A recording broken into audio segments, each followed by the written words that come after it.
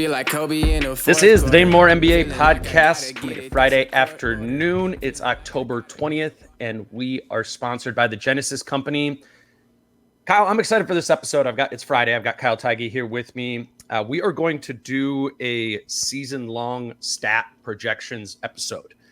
That's a really long way of saying this is our way of doing like win total over-unders. I'm seeing Kyle like on all the other national podcasts and stuff. They're just ripping through the win total over-unders. Are the Warriors going to win more or less than 47 and a half games, or the Bulls 38, or whatever the numbers are? You know, we're a team-specific podcast, so I tried to find a way to be able to do something similar to that that's Wolves-specific. And on Prize Picks, they have season-long stat predictions, points per game, rebounds per game, all these different things specific to an individual player.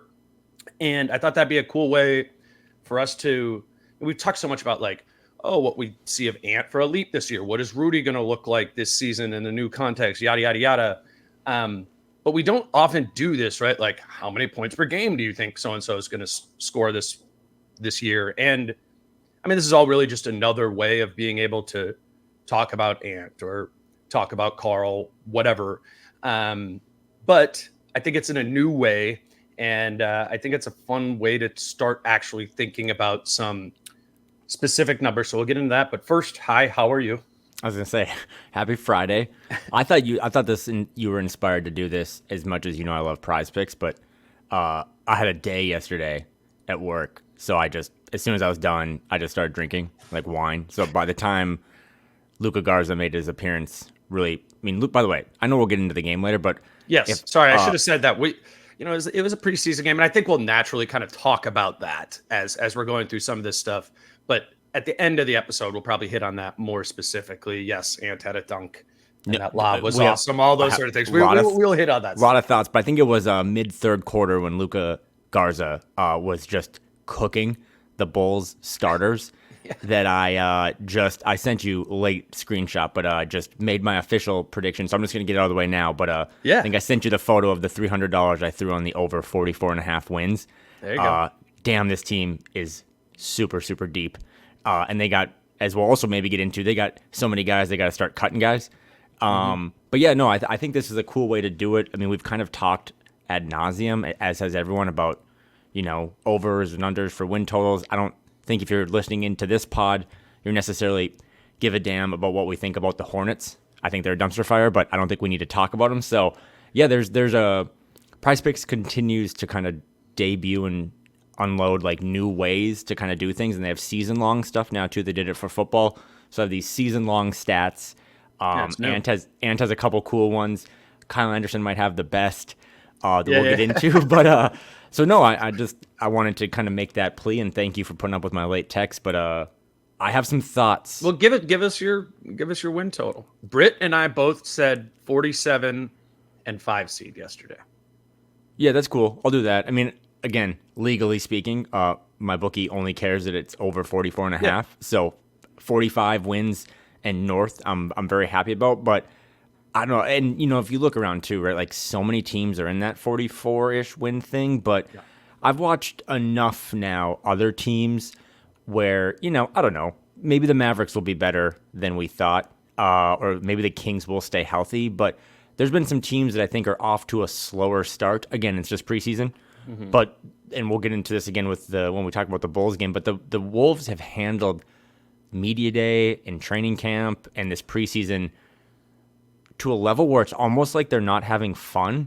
And I mean that like in the best way possible. Like they really are just like hard hat, lunch pail, show up like we're working today.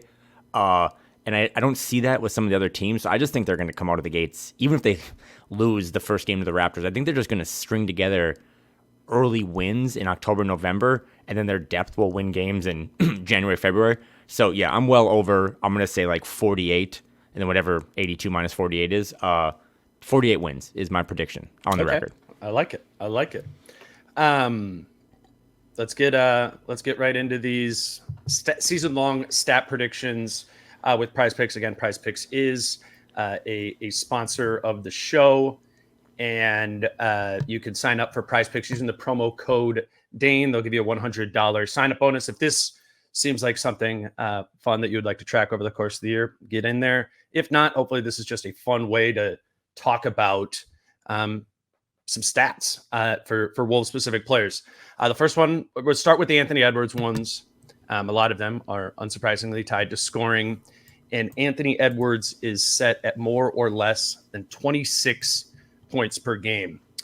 Last season, he averaged 24.6 points per game. And the real question here, Kyle, right, is how does that go up with the re-inclusion of Karl-Anthony Towns? In the time that Cat was out last year in those 52 games, Ant averaged 25.6 points per game. That was 21st in the NBA in that time.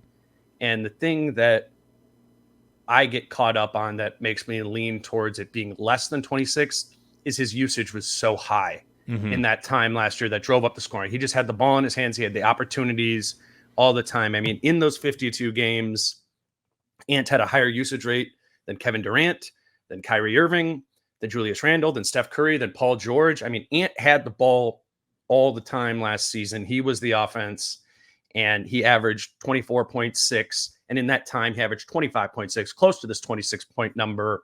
I think Ant is going to be a better player than he was last season.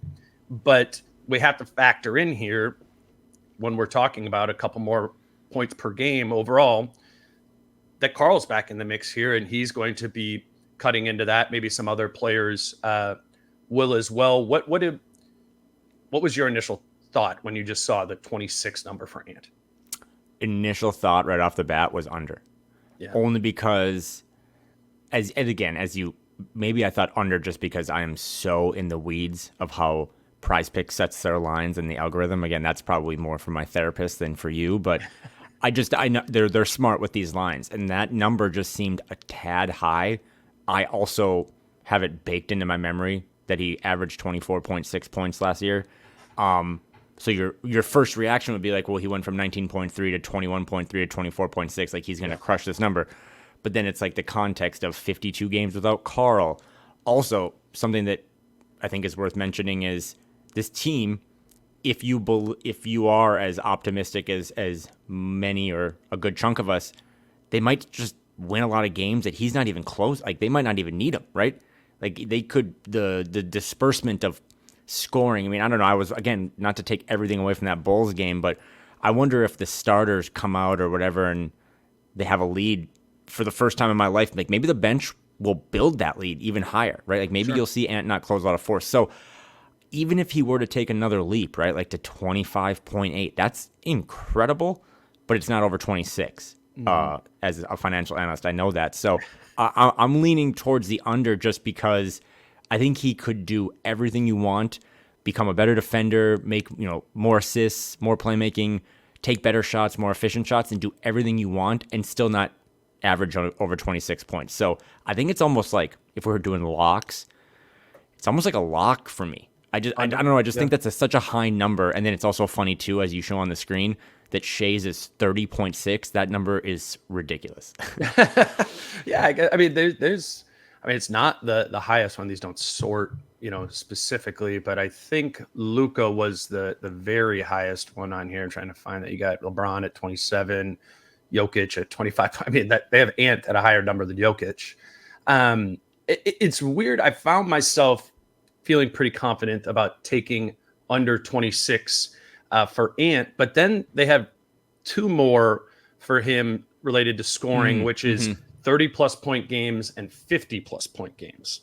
And the number on the 30-plus point games is 20 and a half for him. And last season, Ant had 24 30-plus point games. But I looked into it. He also had 31 29-plus point games. And while I don't think Ant is going to consistently be in every game, 26, I don't think that's what his average is going to be. I do think he really lives right in that, like, 22 to 30, like 32 range for almost every game. I feel pretty confident about more than 20 and a half, 30 plus point games for him.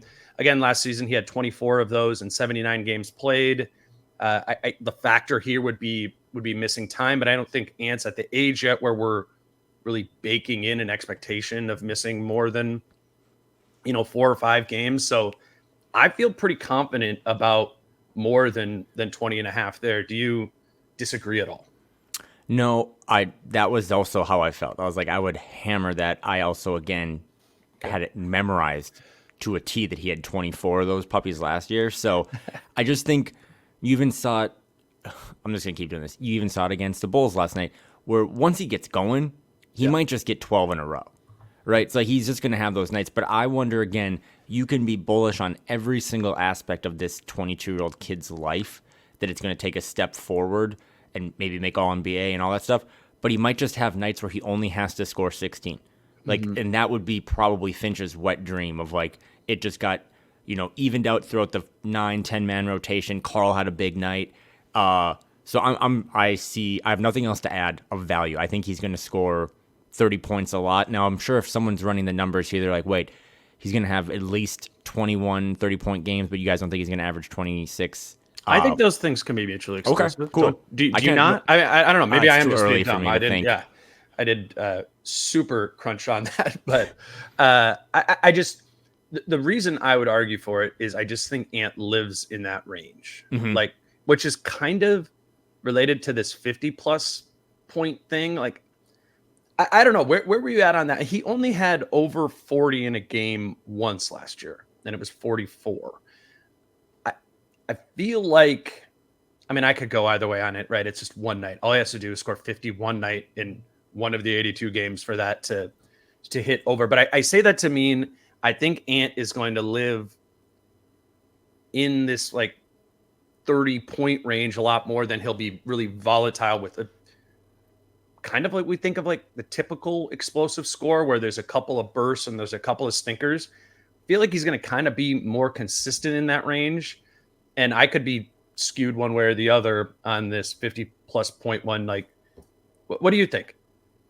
Yeah, there was a game I was looking up at the last year's just his stats, but there was a game on their West Coast road trip to end March where he had 17, 7-5 against the Kings, and they won. That was every time the Wolves play the Kings, it's awesome, right? But it was just this idea to go back to the 20.5, 30-point games, whatever. It's I just think if this team really does figure it out, there could be more times where, hey, we just don't need you right now. Again, we're going to, as much as I say, let's save Mike Conley for a postseason run, maybe let's just keep Ant fresh and not always have to have him score the 40, 50-point games. In terms of this specific one that you have on the screen, 0.5, 50-point games, just take the over. Because you're just cheering from a fan's perspective.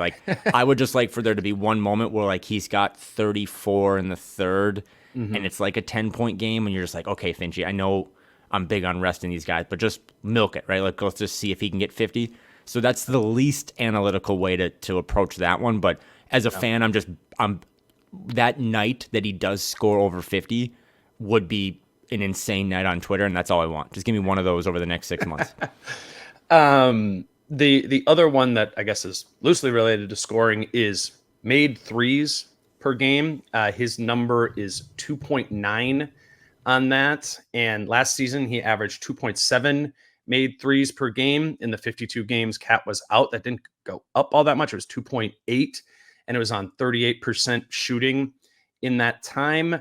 I'm kind of struggling to get to the more than on this one. I don't think, again, this is kind of tied to the whole usage idea and how many possessions are you just going to kind of let Ant isolate Cook for a step back three. I'm taking less than 2.9 made threes per game for Ant this season. 14 players who qualified averaged over 3 or over made threes last year. Looking at my list, I don't see Ant on there, but it was Steph at the top with 4.9 and then Clay with 4.4. But Damian Lillard, Buddy Hield, Tatum, Kyrie, Michael Porter Jr., Tyler Hero, all those guys. Malik Beasley was 2.9. As well, but that was actually the number of all the Ant, full season predictions. Whatever, that was the number that I felt the most confident that it would be under. That's just such a big number. It's a big number. I mean, again, look like at Trae Young right above him here, 2.4. To average 3 made threes a game is just, I mean, you're just going to have to Same take number a as high volume. Luka. Luka's 2.9 made threes per game. This is a high number, man. It's high. I would like to have you pay me next time by just putting it on the under of LaMelo Ball at 4, because now you're saying that's an incredible number too. I think there's only 4 guys who did it last year, but he was actually at 4 last year. So to bring it back to Ant, I just think, again, that's a high number. That none of this is like less optimistic on the kid. It's just some of those numbers are really high. He could average 25.6 points a game and, maybe 6 assists and grab 5 boards and have an all-NBA type year for a 48-win team and not hit some of those numbers. So I'm over on the 50-point game just because I'm thirsty. I'm over on a bunch of 30-point games because he is one of the best volume scorers in the league, but under on the threes and because he attacks the basket more too, right? Like that's the hope. I would rather that number be 2.7 and he averages 12 free throws a game. I forgot there is one more on here for Ant, and I feel pretty confident about this one. It is 7.5 technical fouls. Oh, I didn't see this. Oh, yes. Let's go. Rudy's number, is spoiler alert for later, is also 7.5 on that. And I think I'm going to take Rudy to have less than 7.5 technicals. I think Ant is going to have more than 7.5 technical fouls this year. I mean, and part of that I think is based in like some basketball logic where I think we know that he's going, a point of emphasis obviously this season is to get to the line more for him. That's just, he hasn't done that at the rate that you would expect throughout his career. That's again, a point of emphasis for him. And I think, quite frankly, for him to have the type of numbers that are going to be like efficiency numbers for him to make all NBA, I think that's kind of a necessary thing. I think that's in Ant's mind. And I would understand if for a few games, you're not getting that whistle that for a 22-year-old, he might boil over a handful of times. And I'm saying more than 7.5. Wasn't it like 14 or 15 he had last year? Yeah, I was trying to look this up on the side. Draymond Green led the league last year with 21 technicals. Anthony Edwards had 15. He was 5th behind Draymond Green, Dylan Brooks, Trae Young, and Luka Doncic. So he could have 7 fewer and it'd still be more than 7.5. Yeah. Yeah, and then since you kind of said it already, a spoiler alert. Yeah, Rudy Gobert. I'm trying to see how many he's had each season, but he did have 7 last year. Mm-hmm. I almost wanted to go over on 7.5 for him because I just don't think he's liked. Just like from I don't know, you get a pulse of NBA Twitter and like I wonder if that leaks into everything else. But that's just such a high number that's like I don't think if Rudy's more comfortable, I know he might have lost one of his best friends today, but off the team, I should say. But I just don't think he's going to be getting that many technicals or maybe as loud and obnoxious as he was last year. So Ant over. I mean, if I just told you one thing, I said, hey man, it's April 15th. Ant had under 7.5 technical fouls, you'd be like, holy shit, they won 52 games. Like, because I would imagine that things went pretty well and he didn't have to yell hey a bunch. So that's a good one. If you're doing one lock, it might be over 7.5 technicals. Yeah, I like that one. I think the Ant one. We'll go recap these at the end, but let's move over to Karl-Anthony Towns here. He only has 2 up there. The first one, I'll put it on the screen, is 22 points per game. And I'm taking that.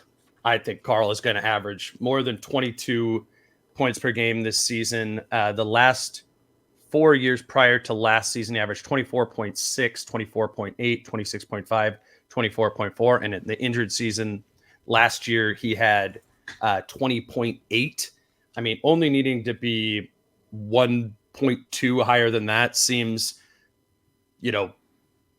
just pretty much like a confident lock to me. I think maybe nationally or in these people are setting these lines view this team is going to be Ant. And I just do not believe it is. I think Karl is a major emphasis for this team offensively. I think they're shaping a style of play that is put in place to benefit him so he can fly in tandem with Ant. Like, I don't know. I'm taking over 22 points a game for Karl. Kind of putting you on the spot here, but if you were an odds maker, what do you think the odds would be? Because I looked this up once and I really couldn't find it. What do you think the odds would be that Karl finishes the season averaging more points per game than Ant? Again, it's going to be pretty low. high. Well, I was going to say what do you mean by low? Like, I think it's going to be high odds, right? You know what I mean? Like money line, like. Yeah. Like 5-1 odds? No, more than that. Okay. Well, I think Ant is going to average more points per game. As do Karl. I. Like, I'm just saying, clearly. when you start to kind of like, if we're both under 26, yeah, that's we're true. hammering the over on 22. I'm just saying, like, if I could find a spot that had 15-1 odds, that Ant might just have so many double teams all year and might show us this new playmaking ability and average 6 assists, whatever, that like, I would take it if it was like 12-1 on Karl to lead the team in scoring. I don't think it's going to happen, but I say all of that to simply say, like, dude, he is going to have some big nights. I know there's a 30-point bet here as well, but I think this ties in like to what you're saying. I think Karl is a in that range guy. I mean, we've watched him enough consistently. He is very rarely a single digit scoring guy. Like, he is right around that. Like 20 feels like close to a floor for him all the time. And obviously there's going to be some of those games where he pops off and, he makes 6-7 threes or something, and boom, you got 60 points against San Antonio, or the 54, whatever he had against Atlanta. Like, Karl, I've seen that upside from him. Plus, I feel like pretty confident in a floor. I looked it up today. Karl's played in 511 games in his career. How many of those games do you think he scored 30 plus points in? Say that number one more time. 511 total games in his career. How many of those games did he have 30 or more points in? 225. 96. Oh my God. Okay. But get this. Okay. Whoa. So 96 is 18.8% of 511. Look at you. And so if he maintains that rate, about 1 in every 5 games, he scores 30 plus. He would only need to play in 50 games this season to do that more than 9.5 times. That would be 10, right? I just think this is baking in a real Karl being at 9.5, more or less than 9.5, 30 plus point games is really baking in re-injury, or like almost the presumption of it, that he's going to miss all that time. And even if he misses 32 games and he scores 30 plus in 20% of them, as he has historically done throughout his career, you're still at 10. Like, I think this is my single favorite one of all of these. Karl to score 30 plus points in 10 or more games. 100%. I also wonder, I'm going to keep doing this until February. I'm going to make a football analogy. I wonder if Karl will be like this team's run game, where like early on, like they establish the run. You know what I mean? Like, sure, first couple plays in any given game is just a couple threes for Karl to get him cooking. Because if Karl hits, gets 6 points early, that entire floor is looking different from a defensive approach as from the opponent's side, because now it's just spread more. Rudy's got a little more room. Ant's got a little more room. So I think if Finch is trying to get a guy off early in any game, it might be Karl. And then I also just think, too, there's going to be nights where maybe you bring Ant out, have Shake in there, and Nikhil. Karl's maybe the only starter with a certain rotation, and it's just like, hey, he had 16 points in that quarter, right? Which it probably means he's going to get north of 30 again. So, yeah, I think the Karl numbers are, and again, I said about Prize Picks setting their lines, or these books in general, the people that make money off this find the value. Karl-Anthony Towns is the value. Those two numbers to me are really low. I think given the right odds, I could see Karl leading this team in scoring. Obviously, Ant would be the heavy favorite.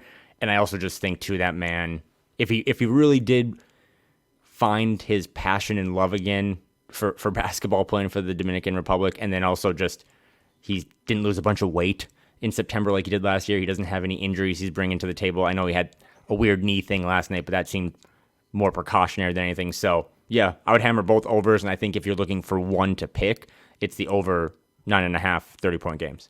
Agreed. Those are the only two up there for Karl-Anthony Towns. There's also 2 for Rudy Gobert. The first one is more or less than 11.6 rebounds per game this season.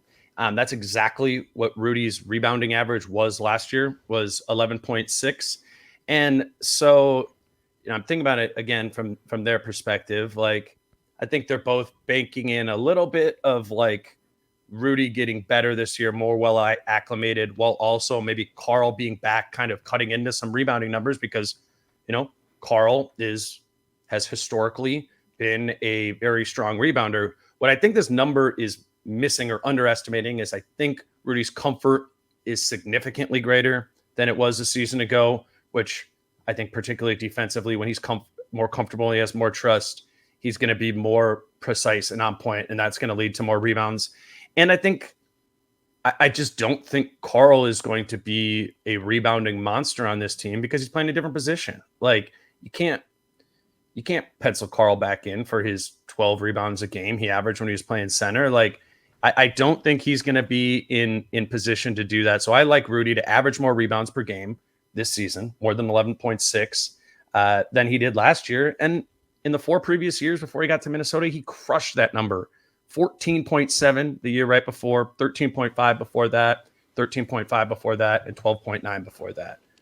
Rudy has historically been lock it in for 12 plus rebounds per game over the course of the season.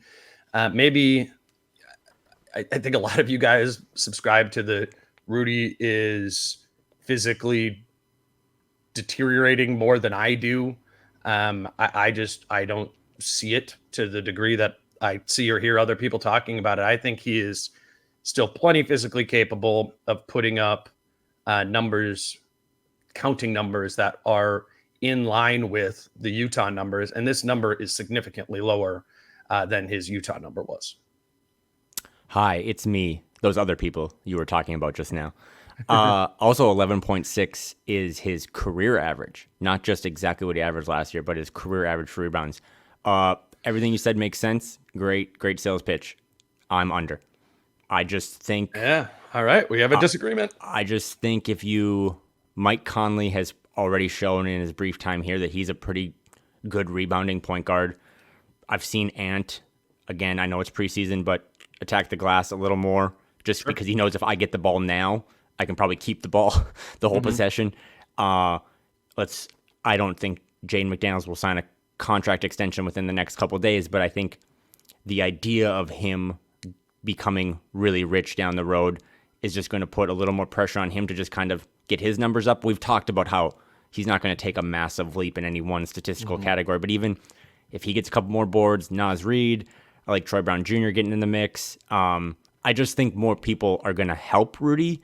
And then I also wonder, too, if we're slightly overestimating how much Rudy plays. I mean, he played 70 games last year. I don't mean that. But I like that take. Like, maybe there's, I think he's going to be out there. If Rudy Gobert goes under 11.6 rebounds per game, this team could still be, they could be really good. You know what I mean? Like, they don't necessarily need. I disagree, I think.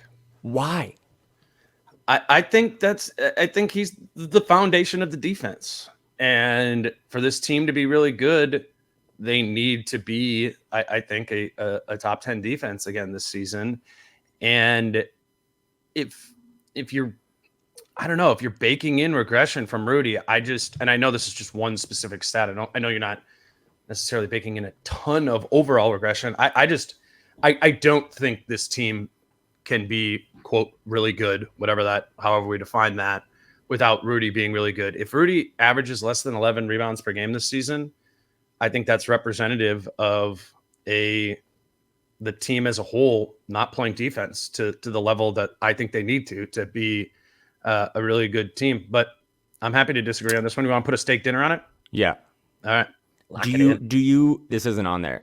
He averaged 30.7 minutes per game last year and played 70 games. Do you think he will average more or less minutes per game than 30.7? It's funny whenever I see that. I remember, didn't he get leave or get ejected from 2 or 3 games in the first quarter? Well, people keep telling me that he punched a teammate, but I don't believe that. So I don't know what you're talking about. I'll say more, not as confidently as the the 11.6 rebounds per game, but that one's a close to me. I think he's over 30. This is the worst way to look at this stuff. But he played in 4 games. They kind of all skipped the Israel game, right? He played in 4 games. They kind of trounced their opponent in all those games for the most part. He played like 22 minutes a game and never had double-digit rebounds. Again, he never played a full allotment of time. Mm-hmm. But I just think he's going to play a little under that. And again, circling back to what I thought was a really well professionally put shot at your co-host here, he wasn't healthy last year. And maybe that was from the Euro stuff he played in last year. But yeah, when I watched those first 70 games of Rudy in a different jersey, I was bummed out because it wasn't the athleticism that he showed in Utah. Now, was that just a blip? He has looked more athletic and have a little more. He's never going to jump out of the gym, right? But I thought, finished some more things around the rim by dunking it instead of these weird finger rolls. Mm-hmm. But again, I'm building this whole Prize Picks board, and my whole mantra this season of like, I wonder if this team will just be able to spread everything out a little more. I keep pimping out how deep they are and how their third stringers could start for the expansion Vegas team. Like, maybe they just don't need as much from any one guy. Sure. Lean on Karl in the run game a lot to just get you a bunch of points, and then they can just sit Rudy in a lot of situations and keep him. Because again, like, I want them to win 48 games, and they need to show real improvement with this experiment in the regular season. But we have now, Chris said it himself the other day on the pod, like, this is about playoffs, right? Like, you got to win games to get in the playoffs, but you want your best players at the healthiest, and I just wonder if they'll monitor Rudy's minutes a little bit more to make sure that he looks like he has in the preseason.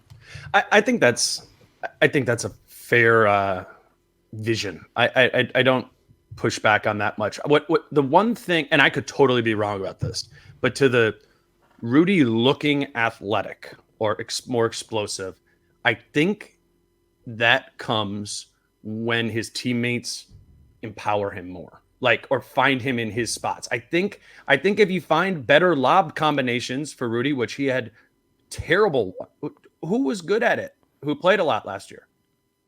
It's Karl and Mike. They both played like 24 games with Rudy. I think the more often you put him in line with players who understand how to make, obviously Kyle Anderson was very good at that with him throughout the course of the season. I should mention that. But the more often the better his teammates understand him, I think not only the more effective Rudy is, but I think the more explosive he looks. That's my thought on it. I can't prove that. And I could be wrong on it, but I would bet it's fair. Rudy Gobert looks more explosive this season. I think, I don't know if we're 2 months in, come on here and be like, okay, that was right. And I'll cop to it. If not, if we see him and it's what you guys are saying that you're not seeing the explosion, you're annoyed by the finger rolls, I'll cop to that too. But that's my gut on the Rudy situation. Rudy technicals. Cam, if you're listening to this, write this one down because I'm bringing this back up. Because I will say, in your defense, I golf better when my other 3 golf friends are supporting me and putting me in situations. So I get it if you want to put some of this on Rudy's trust factor or comfortability with his teammates. I keep coming back to last year so many times where like he has the ball right around the rim, and instead of just elevating to dunk it, it was like these weird finger rolly things, and that to me, hate those. That to me showed a lack of explosiveness, but also I had it burned in my brain seeing like, that's a lack of game. That's what I call it. I'm dead serious. Okay. Like those are I think those are different things. Okay. And I think last season he was put in a place. This is pretty undeniable, right? He was put in a position to play with more game last year, right? Correct, Unlocking yeah. Rudy, like, let's see that Euro from 8 feet. Like, show me your post up moves. Like, no, he doesn't have that game. He doesn't. Mm-hmm. I think that can be true, and he can still be close to as explosive as he was 2 years ago in Utah. You do so many pods now as a fan. We're all just like, thanks, Dane, like so many pods. But someone, whether Jace, I think it was Jace, said it this week better than I could ever say it. And if you say this outside of Minnesota, you're going to get ridiculed because you paid 1.5x for Rudy Gobert or whatever. But if he can just, and this is why I said under on the rebounds, if he can just be a glorified role player and we get away from some of those Rudy Olajuwon things that we saw October, November last year, that's just another like feather in my hat of optimism of just if that man is going to complain less or have weirder, like not such weird body language when he doesn't get the ball or whatever. I think it all sums up into be a really good season. So under techs and under rebounds. Okay, That's me. I will also go less than 7.5 technical fouls from Rudy. I don't have any sort of special analysis to that more than I think this team is globally going to be more mature, not a high bar to exceed. And I think Rudy, as one of the more veteran players, can and should be that. I don't see any reason why Rudy should be getting close to double-digit techs. That's that seems unnecessary. And for all the things we want to, and I think sometimes reasonably do knock on Rudy for, I I think you would agree with this. His desire to win is. I don't get the sense that it's about him. I think it is about winning, and I think he makes that decision more often than not. And technical fouls are a super micro example of that. And also, too, I mean, no one's at practice more than you, but being around at practice a couple times, right around media day and stuff, I do get the vibe that I get this. I'm someone who's 5 months into my new job, and I'm all over the place. I do get the sense that he's just more comfortable, and that he's more comfortable with his teammates, and equally as important, his teammates are more comfortable with him. So if he's just more comfortable and he's not as edgy and throwing punches or verbally saying things, I think the under text is a big one. But let's just get to the most fun one on the board to close it out. This is the most fun one. It is Kyle Anderson makes the triple doubles list. Does Kyle Anderson have a triple double this season? More or less than 0.5 triple doubles for Kyle Anderson. I had to look this up and remember that Kyle Anderson had 3 triple doubles last season. 3. And he had 1 previously in his first year in Memphis. So he's had 4 triple doubles in his career in total. But I thought this was surprising. Only 24 total double doubles for Kyle Anderson in his career. 4 of those were triple doubles. Like, you got to kind of be a consistent double threat, I think, to have the chance at being a triple double guy. Could I see it? If there's 12 games or something where Kyle Anderson's in the starting lineup because Carl's missing time or whatever it might be. Could it happen? Sure. This is kind of like the Ant 50+.1. It's like we could be right or wrong.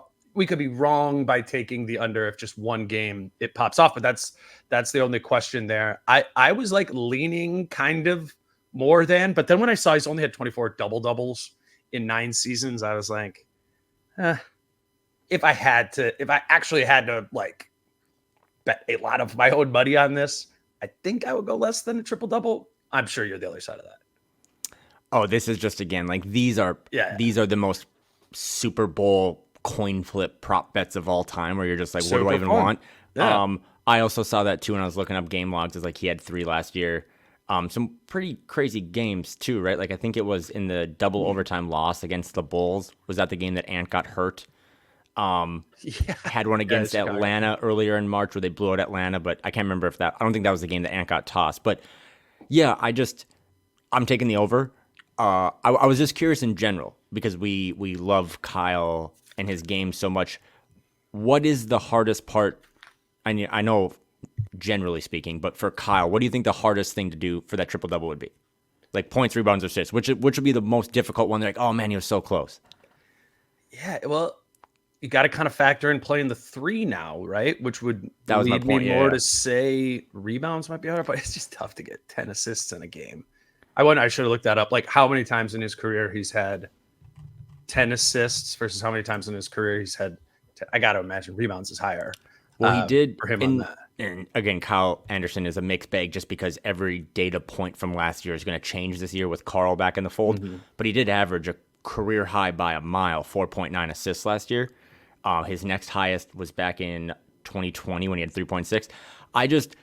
Again, when you start to really become a degenerate and you start to figure out some of these things, you start to piece together your little single game parlay of how you think it's going to play out.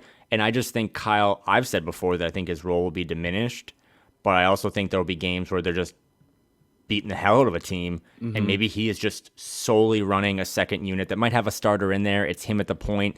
I've been pretty open that Mike Conley should only play 60 games to keep him fresh. We don't really have any sort of idea yet, right? Who's going to be the fill-in point guard in those 22 games that Mike could miss. So, I just think, and Finch still loves him, right? Like Kyle Anderson, back to my running game thing, if they have a lead, Finch might trust Kyle more than anyone on the team to just keep that lead going, to keep the offense looking like what Finch wants the offense to do, and Kyle will be running a lot of that, and he'll get his points on weird little slow motion moves, but I'm over 0.5. That is like the most fun bet of all time. Yeah. Let's just choose our 4 favorite. Do we want to say that Karl for more than 9.5 30+ point games? Like if we were trying to make a set of 4 picks right here, we'll take the Karl more than 9.5 30+ point games. Should we put the Ant less than 26 points per game? That or Tex? Oh yeah, his more than Tex. What about the Karl 22 points per game? Yep, I like that one. Okay. Ant 2.9 made threes per game. I don't know. I would probably either do like Rudy under Tex again, or if you did Ant, or I don't love that Rudy one, or the Ant one. I mean, I don't love going over 3. So, well, you don't. Well, I'm taking the under on. Yeah, it makes me nervous. Stay away from it. Okay, so are we doing both of the Tech ones? Yeah, Ant has more than 7.5. Rudy has less than 7.5. Do you know how fun that'll be to cheer for? Like in a heated moment, you're like you're watching at home and you're screaming at your TV like, "Ant, step in front of Rudy! Step in front of Rudy!" Okay. Are we doing the Ant one for 26 points per game? Okay, I'm down. Go less, because I made a pretty good argument for that. Okay, so that is 5 of those. 10-1. 10-1 on that. Yeah. All right, that's what we're tracking. We got Karl more than 9.5 30+ point games. Anthony Edwards less than 26 points per game. Karl-Anthony Towns more than 22 points per game. Rudy Gobert less than 7.5 technicals. Anthony Edwards more than 7.5 technicals. This has been season-long predictions, stat predictions with Prize Picks. Again, if you want to join Prize Picks and play along with us, by all means, do that. It's prizepicks.com or the Prize Picks app. $100 sign-up bonus using the promo code Dane. Find a fun little Wolves Prize Pick power play to make happen there. Those are me and Kyle's 5 favorite picks there.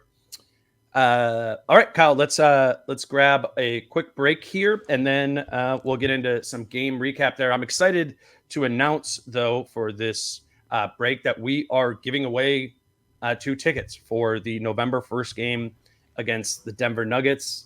This is sponsored by the Genesis Company, our presenting sponsor, and they have 2 tickets for us to give away in section 110, row S, seats 11 and 12. It's kind of like the middle of the floor, and the lower level, middle of the floor, kind of half court area there. Awesome seats, and we are giving these away to a Patreon subscriber at patreon.com/DaneMooreNBA. If you already are a Patreon subscriber, you just let us know when we announce these ticket giveaways, specifically for this one, that you are available to attend that game on November 1st against Denver. Just send us a message in Patreon that you're interested in that and available, and we will, however many of those there are, we will randomly select one of those, and we're going to do this probably about like 20-25 times over the course of this season. So if you do,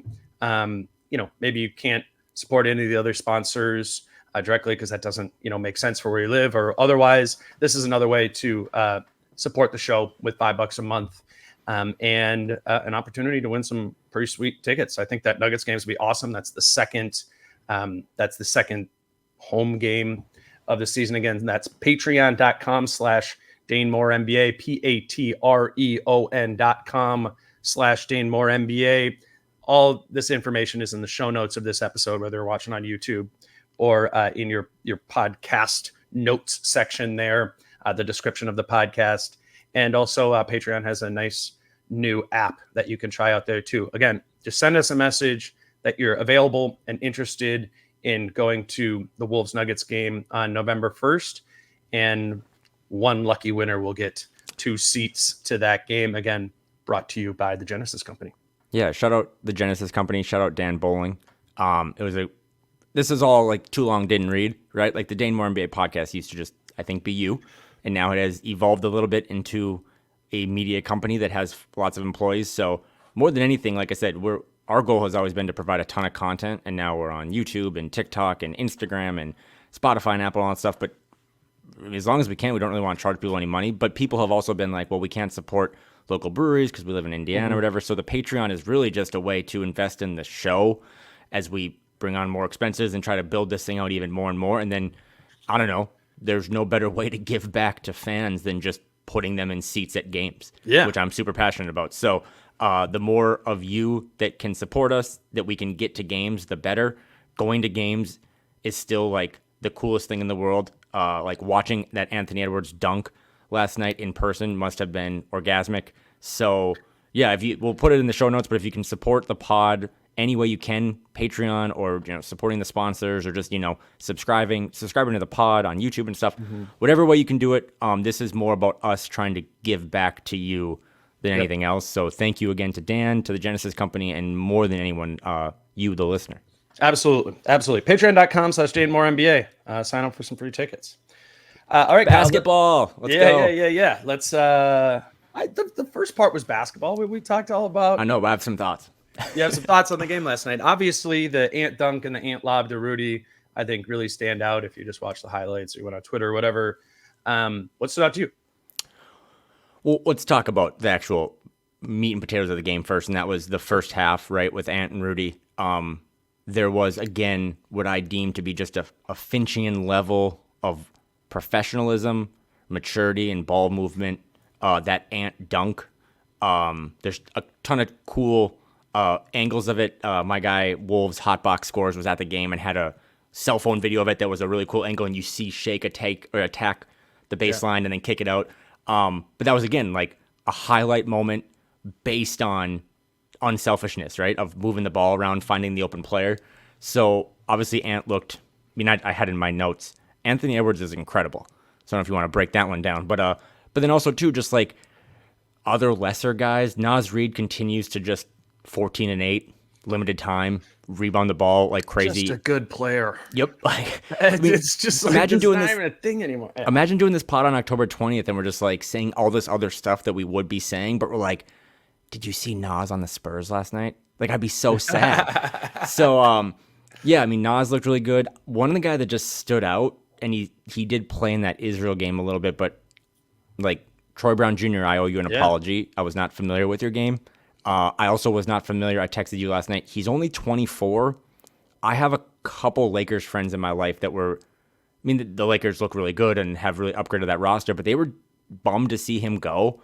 I think they thought he was like a kind of supplemental foundation piece, if you will. I don't know what his role is on this team, but again, he's just younger than I thought. He's not 27 or 28. He's like recently 24. Yeah, and he just keeps hitting shots. So he is a guy that has impressed me these last couple games that I had like glued to the bench. I've been pretty adamant that it's a 9-man rotation and Troy's 10. But yeah, I'll throw it back to you. Rudy did what he was supposed to do.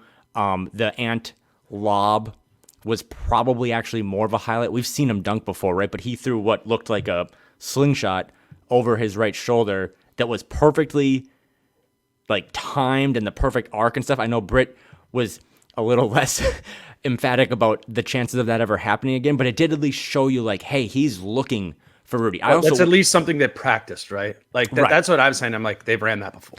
They've done that before. Have you noticed, because they run all these high pick and rolls, I had 2 questions for you, the basketball savant.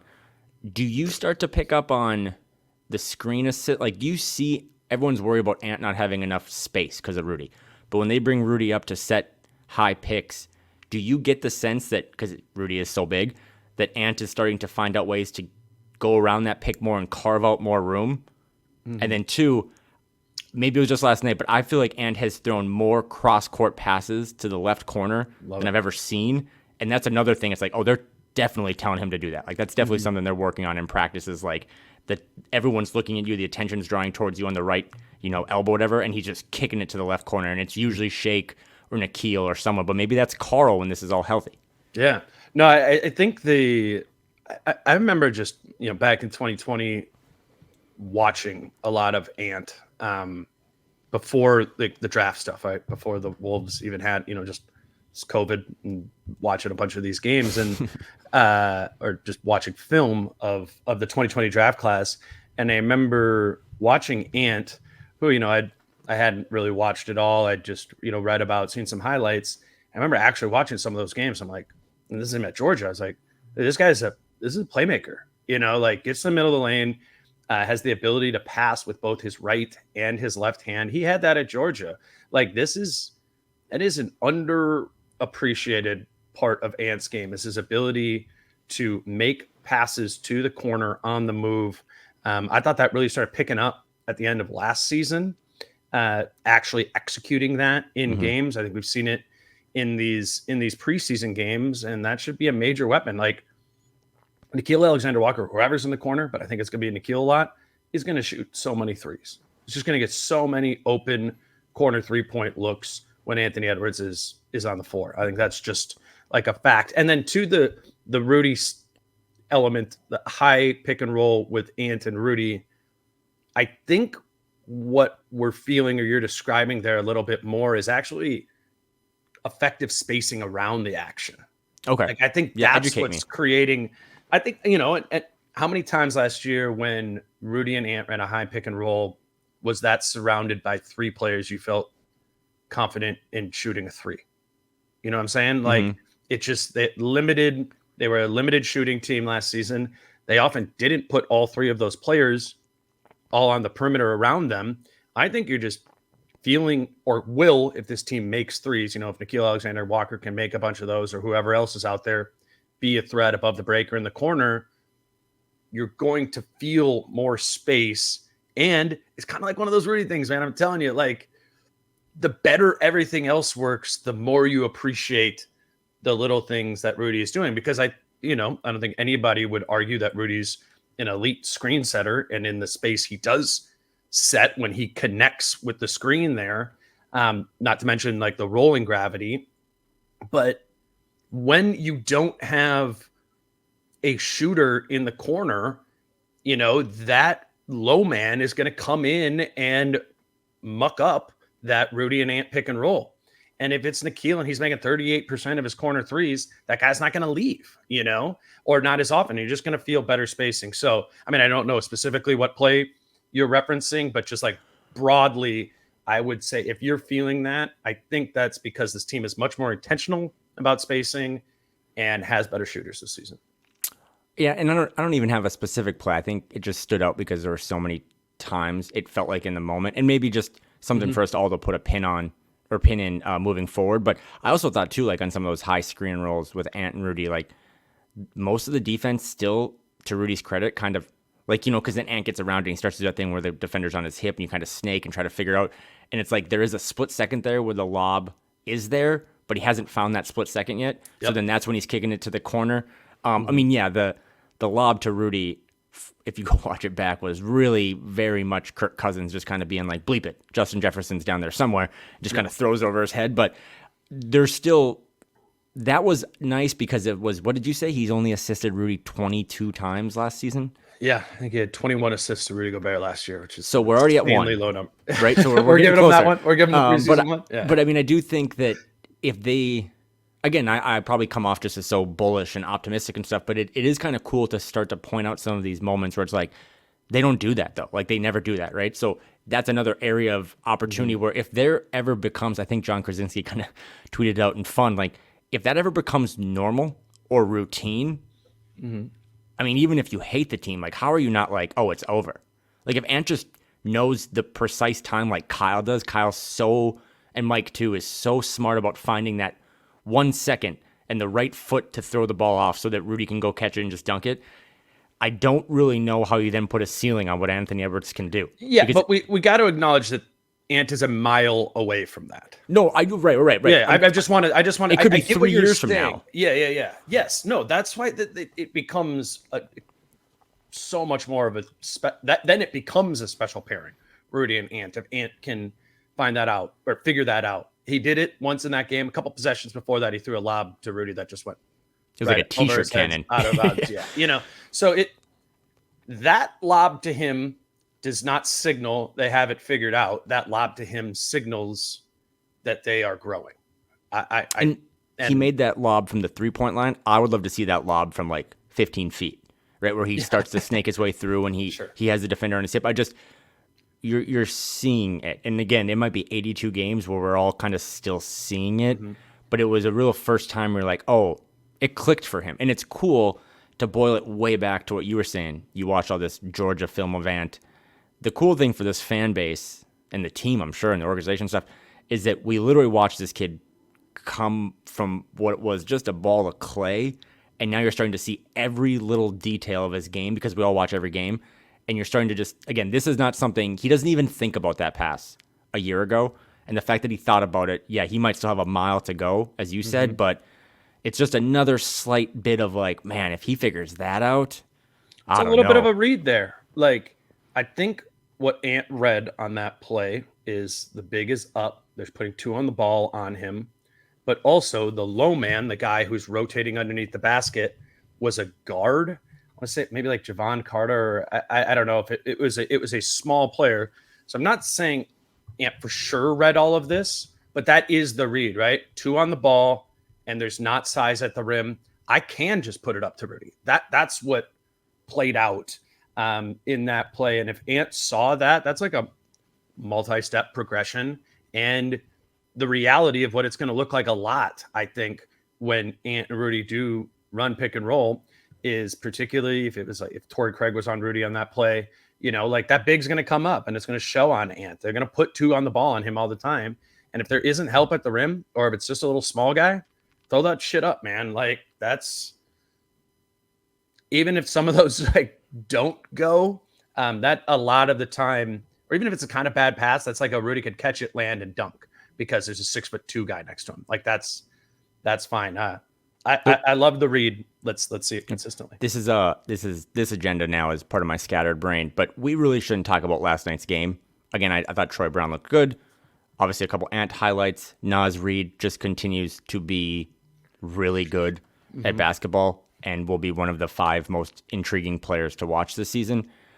But you can't really talk about that game without probably bringing Jace back on the show and just if Jordan McLaughlin's going to attack and make open shots, again, it might just be over because that is like his shot doesn't mean you tell me again, you are truly my guy on the Savant here. Like, does his shot look different or does it just look more confident? It looks like as soon as he catches it, he's like, I'm just letting this thing fly.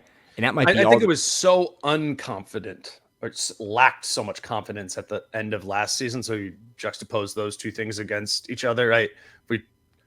Didn't J-Mac miss like 4 threes in the second half of that Lakers game in the play-in, right?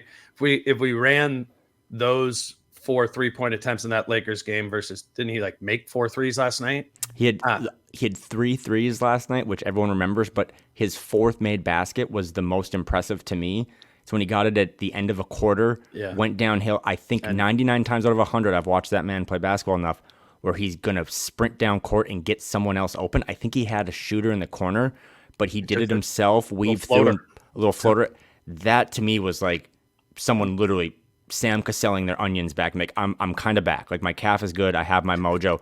And if because we have, right, for all summer, we've talked about, Minnesota Mike having a full training camp and Nikhil's growth and will Kyle play the backup point guard? I don't know, man, if Jordan McLaughlin is back to being good, Jace was on this so early. He's just a winning basketball player when he's good, when he's right.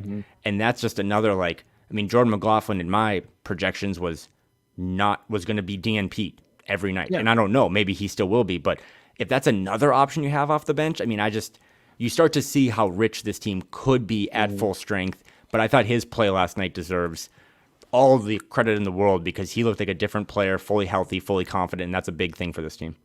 I was talking to somebody about Jordan McLaughlin a couple weeks ago, and it's the preseason, so it's like muscle watch, it's skinny watch, it's whatever. And on this team, it's kind of been Luka Garza, obviously, like major body transformation. Everybody's seen that. That's Yeah, see, Godzilla.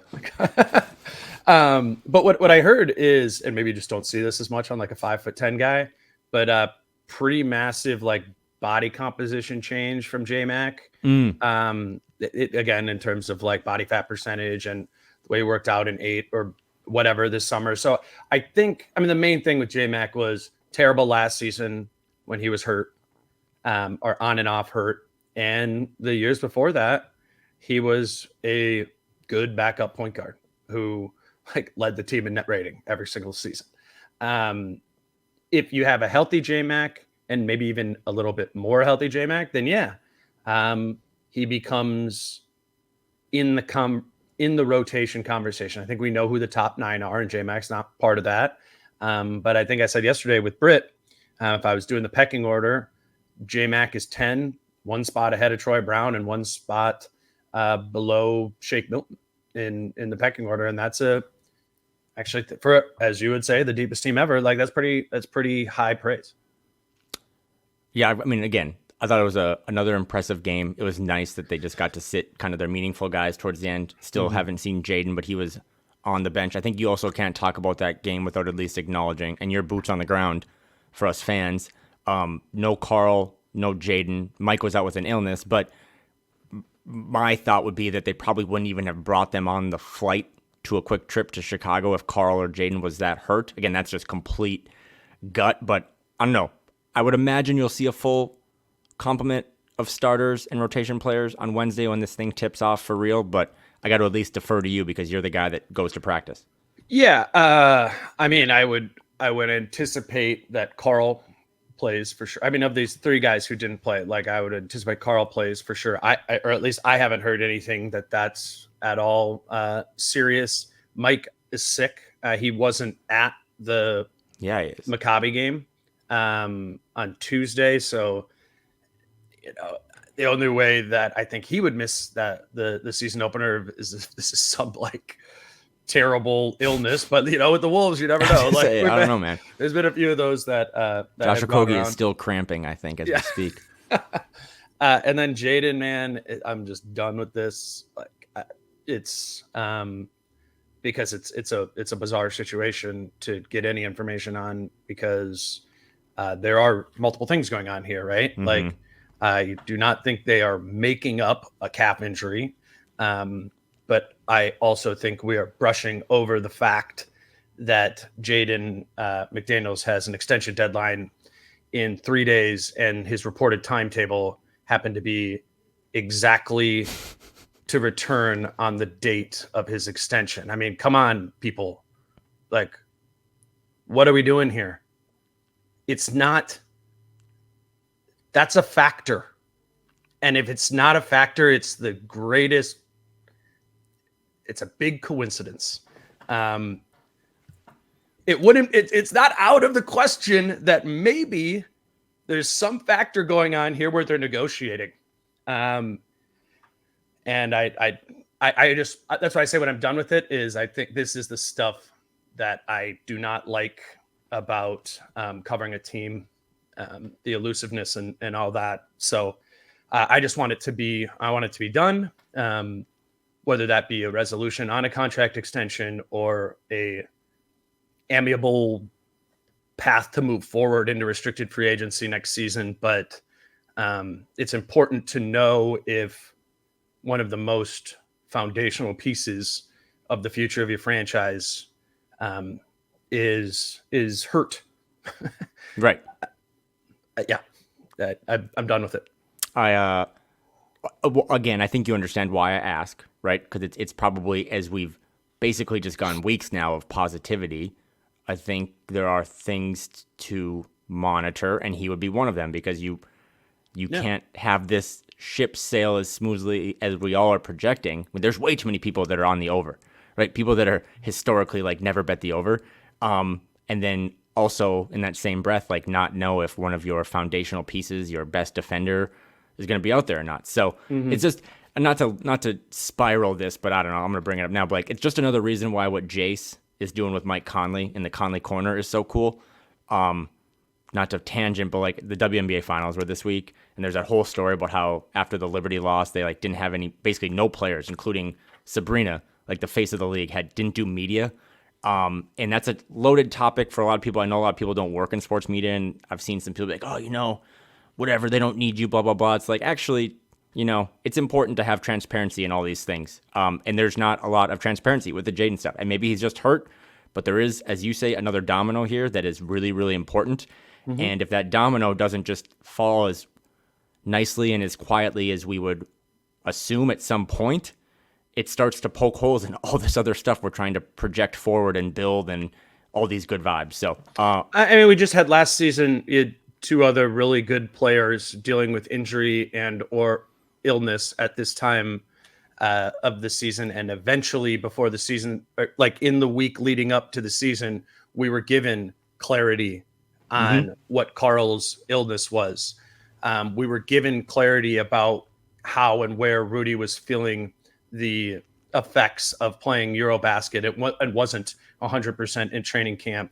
The Jaden piece has been elusive, and just, watching Chris Finch answer about it, they're very short answers, which to me typically signals there's more things going on. And I'm just hopeful that there aren't, but we don't know. We don't know one way or the other. Well, speaking of the injury report, or I don't know, I should say.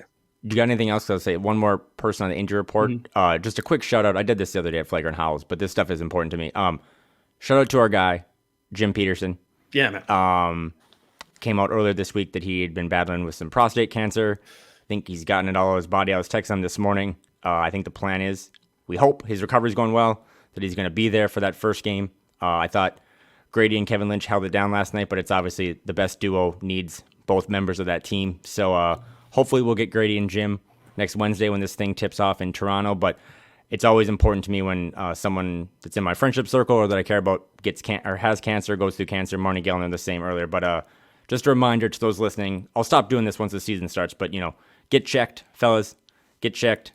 Ladies, get checked. We're all the listeners, all the people that support us are really important people, and your health is utmost important, way more than this team or this pod. So take care of yourself, take care of your friends, urge them to get out there and be seen and have routine medical examinations and stuff. But yeah, shout out to Jim. I know he's coming back better than ever. He's really excited to talk basketball. I think it's been killing him that he hasn't been able to be on the mic. So just want to give a quick shout out to him as well.